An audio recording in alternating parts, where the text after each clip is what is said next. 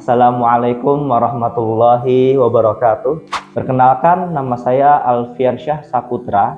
Di sini saya akan mengisahkan jiwa kepemimpinan Khalifah pertama, yaitu Abu Bakar As-Siddiq. Nah, di mana dari kisah ini kita bisa mengambil tauladan bagaimana sosok kepemimpinan yang bisa kita terapkan di dalam kehidupan ini. Beliau, Abu Bakar As-Siddiq, memiliki nama lengkap yaitu Abdullah bin Utsman bin Amir bin Amr bin Ka'ab bin Sa'ad bin Taim bin Murrah bin Ka'ab bin Lu'ay al-Qurashi at-Taimi, di mana nasab beliau ini bertemu dengan nasab Nabi Muhammad SAW di kakeknya, yaitu Murrah.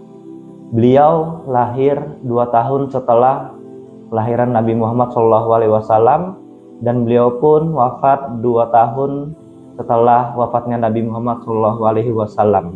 Sepeninggalan Nabi Muhammad SAW, Abu Bakar As-Siddiq diangkat menjadi khalifah pertama umat Islam, di mana masa pemerintahan beliau ini terhitung dari 11 sampai 13 Hijriah yang terjadi di Sakifah Bani Sa'idah, di mana pada saat itu dihadiri oleh beberapa perwakilan dari kaum Ansor dan beberapa perwakilan dari kaum Muhajirin, yaitu salah satunya adalah Umar bin Khattab dan Abu Ubaidah bin Jarrah. Nah, setelah terpilihnya Abu Bakar As-Siddiq, beliau pernah menyampaikan pidato, yaitu yang berbunyi dalam penggalan pidatonya, "Ayyuhan nas, qad wulitu alaikum walastu bi khairikum, in ahsantu fa'inuni wa in asa'tu faqawwimuni." Yang artinya, wahai segenap manusia, aku telah dipilih menjadi pemimpin atas kalian, maka aku bukanlah orang yang terbaik di antara kalian.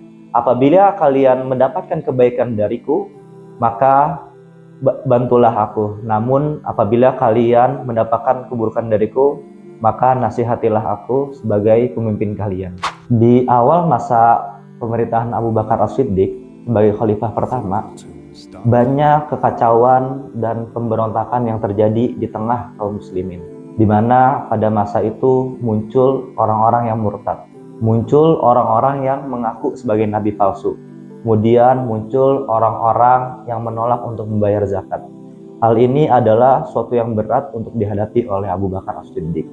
Namun dengan ketegasan beliau sebagai pemimpin, dan beliau juga memandang bahwa hal tersebut dapat menghancurkan Islam di masa mendatang, maka beliau memutuskan untuk menumpas dan memberantas pemberontakan tersebut. Beliau membentuk 11 pasukan, yang dimana dari setiap masing-masing pasukan tersebut dipimpin oleh panglima perang yang tangguh, yaitu seperti Khalid bin Walid, Amr bin Aus, dan Ikrimah bin Abu Jahal. Mereka lah orang-orang yang diberi amanah oleh Abu Bakar As-Siddiq untuk memimpin pasukan dalam memberantas dan menumpas gerakan kemurtadan, yang dimana perang ini disebut dengan Perang Riddah. Nah, dimana peristiwa pemberontakan ini itu terjadi karena orang-orang itu menganggap bahwasannya ketika Nabi Muhammad SAW selesai dari masa kenabian, maka selesai pula syariat Islam. Kemudian juga dari kalangan ada yang merasa cemburu, di mana Nabi itu bukan keluar dari suku mereka, melainkan keluar dari suku Quraisy. Hal inilah yang menjadi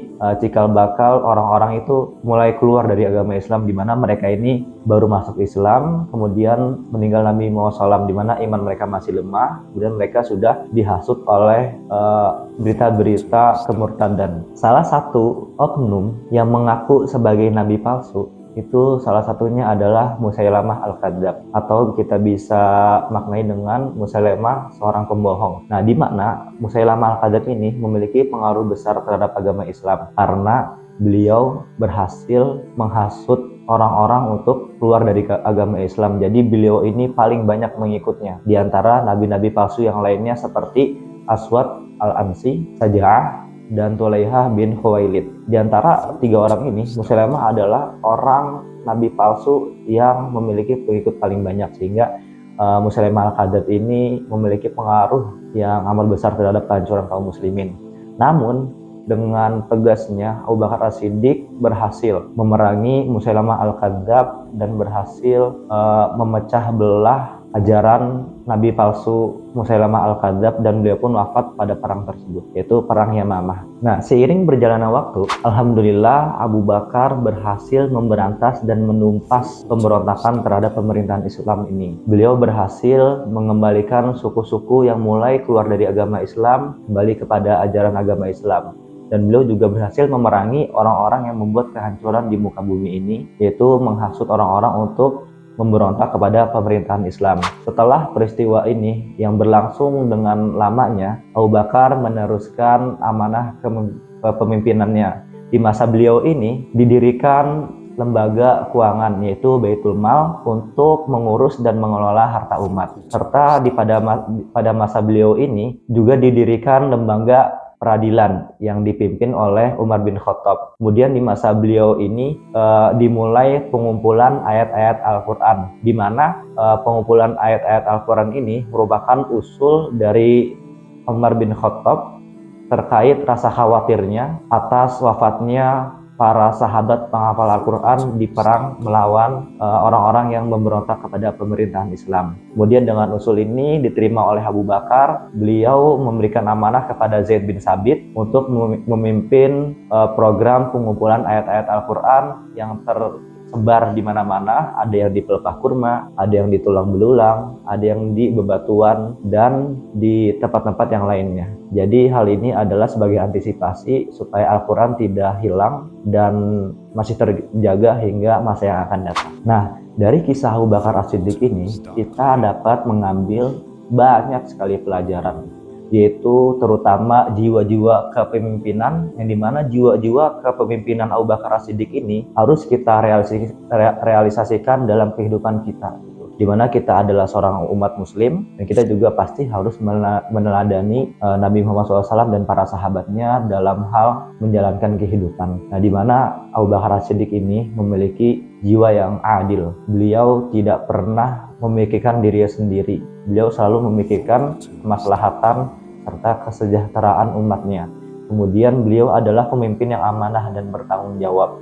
Beliau adalah pemimpin yang tegas, di mana beliau berhasil menumpas pemberontakan terhadap pemerintahan Islam, baik itu dari orang-orang yang murtad, dari orang-orang yang mengaku nabi palsu, dan orang-orang munafik yang lainnya. Kemudian dari kisah beliau ini kita juga dapat mengambil pelajaran bahwasannya beliau ini merupakan pemimpin yang sangat berperan besar terhadap keberhasilan Islam hingga saat ini, karena apabila beliau tidak mengerahkan seluruh kemampuannya serta seluruh semangatnya, maka Islam tidak sampai pada saat ini. Nah, maka kita sebagai umat muslim, di mana juga Rasulullah SAW juga bersabda kullukum ra'in wa kullukum mas'ulun an ra'iyatihi. Bahwasanya setiap kalian adalah pemimpin dan kalian akan diminta pertanggungjawabannya atas apa yang kalian pimpin. Maka perlu sekali jiwa-jiwa kepemimpinan kita tanamkan di hati kita supaya kita bisa menjadi